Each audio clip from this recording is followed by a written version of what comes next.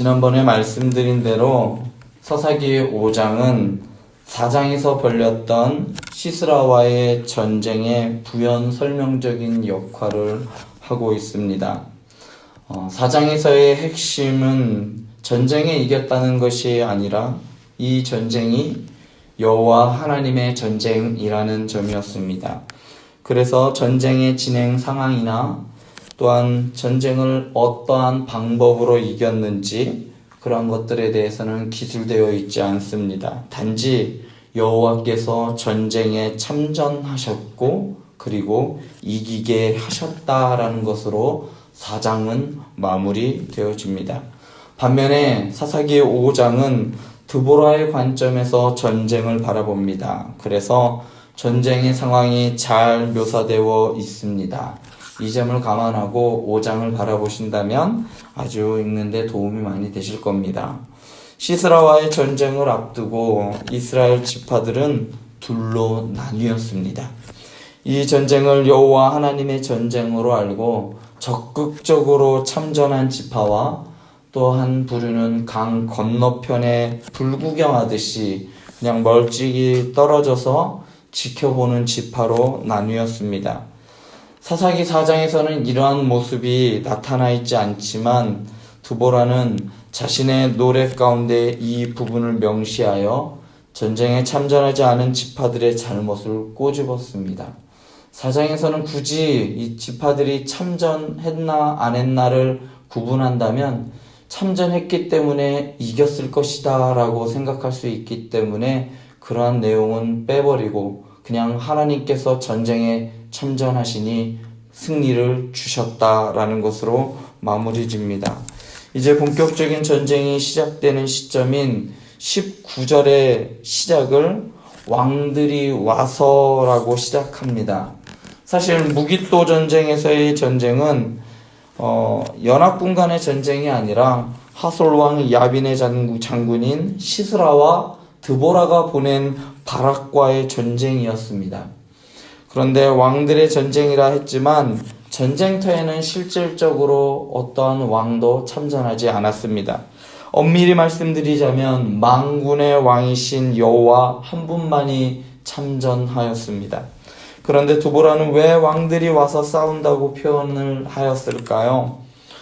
이 왕들은 가나안 왕들을 의미하는 것 같습니다. 여호수아서 11장 10절을 보면 이런 말씀이 있습니다. 하솔은 본래 그 모든 나라의 머리였더니 라는 말씀을 하면서 하솔을 묘사를 하였습니다. 하솔은 아마도 드보라 시대에도 주변의 여러 나라들보다 위에 있었고 대표성을 상징성을 가지고 있는 것으로 보입니다. 그렇기 때문에 드보라가 보기에 무기토에서의 전쟁, 기송강의 전쟁은 하솔왕 야빈의 전쟁이 아니었습니다. 가나안 왕 모든 왕들의 전쟁으로 보았습니다. 한때 가나안의 패권을 쥐고 있던 이스라엘이었지만 이제는 힘이 빠질 대로 빠져서 언제든 침략당하고 노략질당하는 소위 말해 이빨 빠진 호랑이 같은 나라로 전락하고 말았습니다. 가나안의 모든 부족들은 이 야빈의 전쟁에 야빈이 이기기만을 기다리고 있었습니다. 전쟁에서 패한 이스라엘은 더 이상 눈치 볼 것 없이 마음껏 약탈할 수 있는 약탈의 대상이기 때문입니다. 그러나 그들의 발언과는 전혀 다른 결과가 전쟁에서 나옵니다. 이를 드보라는 19절의 마지막에 탈취하지 못하였도다 라고 표현하면서 무기토 전쟁에서 시스라가 패하였다라는 것을 우회적으로 표현을 하고 있습니다. 전쟁에서 아무것도 탈취하지 못했다라는 것은 결국은 패했기 때문이지요. 전쟁에 이겨 탈취하려고 했지만 그러지 못했다는 것은 전쟁에서 패했다는 것을 의미했기 때문입니다. 야빈의 막강한 군사력에도 불구하고 왜 전쟁에서 그들은 이기지 못하였는가? 그 이유를 20절에 설명합니다. 20절은 원문의 순서에 따라 직역하면 이렇습니다. 하늘로부터 싸우다 별들이 그의 길로부터 싸우다 시스라와 이 구절은 이 전쟁의 성격이 무엇인지 보여줍니다. 이번 전쟁은 천상의 존재인 하나님과 땅의 존재인 시스라와의 싸움이라는 사실을 분명히 하고 있습니다. 별들이 시스라와 싸웠다는 표현은 아주 매우 독특한 표현입니다. 별들의 전쟁이라는 개념은 구약 성경에서 바로 이곳에서밖에 나오지 않는 표현이기 때문입니다. 그런데 고대 근동의 메소포타미아 문명이 있던 우가릿이나 메소포타미아의 서사시에서 별들은 폭우를 내리는 폭우의 근원으로 묘사되어지고 있습니다. 특히 우가릿 신화는 별들의 전쟁의 여신인 아나트의 시종으로서 아나트의 명령에 따라 폭우를 내린다라고 말합니다. 뿐만 아니라 가나안에 가장 널리 알려진, 여러분들도 너무 가나안의 우상 하면 떠오르는 이 바알이 출현할 때, 바알이 등장할 때 그가 폭우와 천둥, 번개를 동반한다라고 알려져 있습니다. 바알과 여러 우상들을 섬기는 가나안 왕들을 비웃기라도 하듯이 그들이 섬기는 신들의 현현과 같은 방법으로 여호와께서 지금 이스라엘의 전쟁에 참전하여 현현하고 계시는 것입니다. 그 옛날 애굽의 각양각색의 신들을 10가지의 재앙으로 심판하셨듯이 하나님께서 가나안 족속들이 섬기는 그들의 방식으로 오직 여호와만 참 하나님이심을 가나안 모든 왕들과 이스라엘 백성들에게 보여주는 메시지였습니다. 따라서 드보라의 노래에 등장하는 별들이 싸웠다라는 이 표현은 전쟁의 승패를 좌우할 만한 엄청난 폭우가 동반되었다라는, 그런데 그 엄청난 폭우를 여호와께서 시스라의 군대 위에 퍼부으셨다는 의미입니다. 전에 살펴본 4절에서 보면 비구름을 몰고 에돔에서 나와 광야를 지나 가나안으로 들어오시는 하나님 여호와 하나님을 살펴보았습니다. 그러한 여호와 하나님께서 기손강에 모인 시스라의 군대에 폭우를 쏟아 부으셨습니다. 그 결과 기손강이 범람하여 시스라의 병거와 군대를 수장시켜 버리셨습니다. 여호와 하나님의 싸움을 목격한 드보라는 나의 영혼아 힘 있는 자를 힘차게 짓밟아라 라고 외치면서 공격 명령을 내렸습니다. 가나안 족속들은 전쟁에서 승리한 후에 상대방의 목을 밟는 관습이 있었습니다. 참으로 패자에게는 굴욕적인 장면인데요. 이러한 장면들이 성경 곳곳에 등장합니다. 목을 대고 땅에 엎드리게 한 후에 그의 목에 발을 밟는 행위. 이것은 아주 정말 그때 당시에는 아주 평범한 일이었습니다. 드보라는 이스라엘 백성들의 목을 밟고 굴욕적인 삶을 안겨주었던 이 야빈과 그의 장군 시스라에게 반대로 굴욕적인 패배를 안겨주었습니다.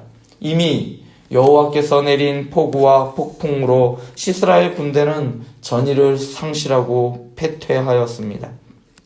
이스라엘의 전쟁은 이기기 위하여 싸우는 전쟁이 아니었습니다. 이미 이긴 전쟁을 정리하는 수준의 전쟁이었습니다. 얼마나 하기 쉽습니까?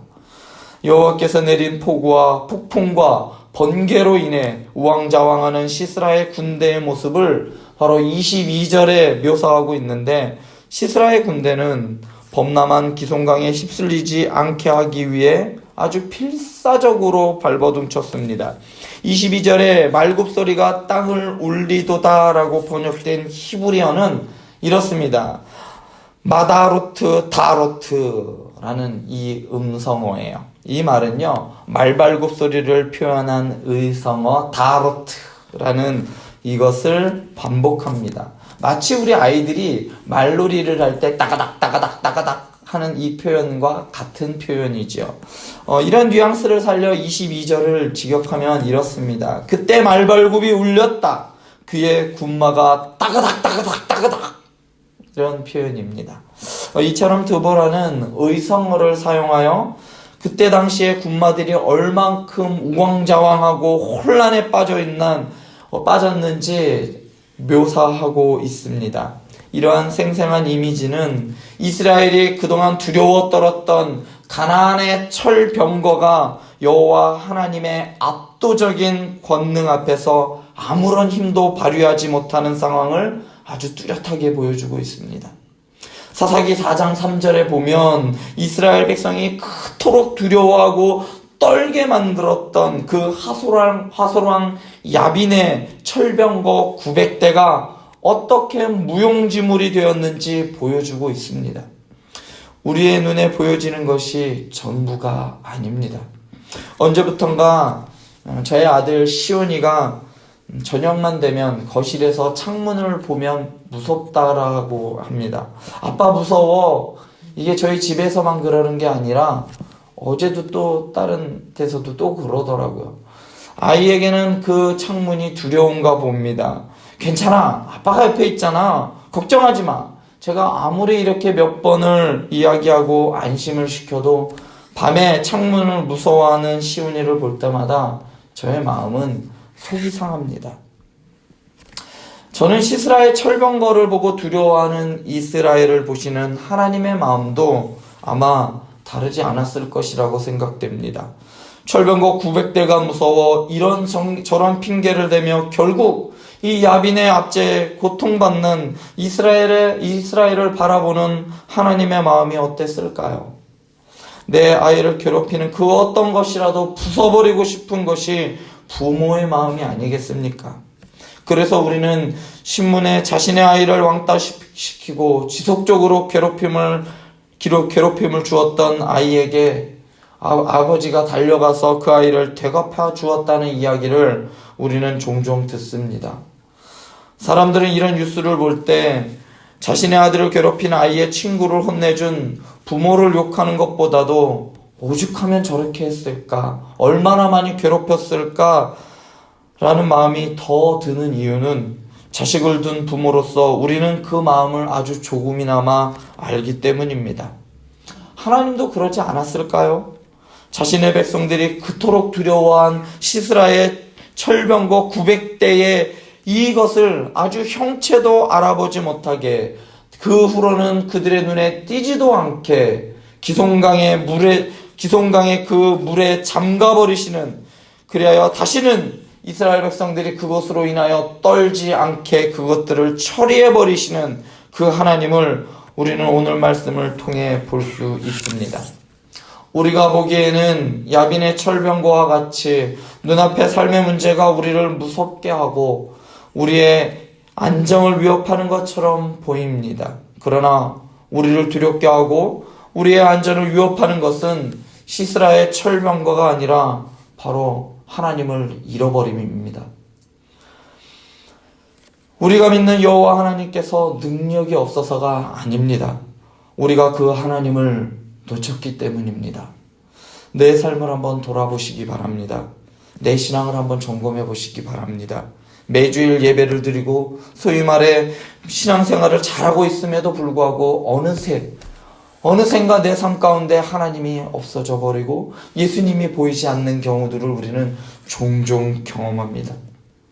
내 삶에서 아버지 되신 하나님과 나의 구원자 되신 예수 그리스도와 지속적인 은혜를 공급해 주시는 성령 하나님의 임재를 경험하면서 살아가시기를 여러분들 기도하며 간구하며 점검하며 살아가시는 저와 여러분들 되시길 소원합니다. 기도하시겠습니다.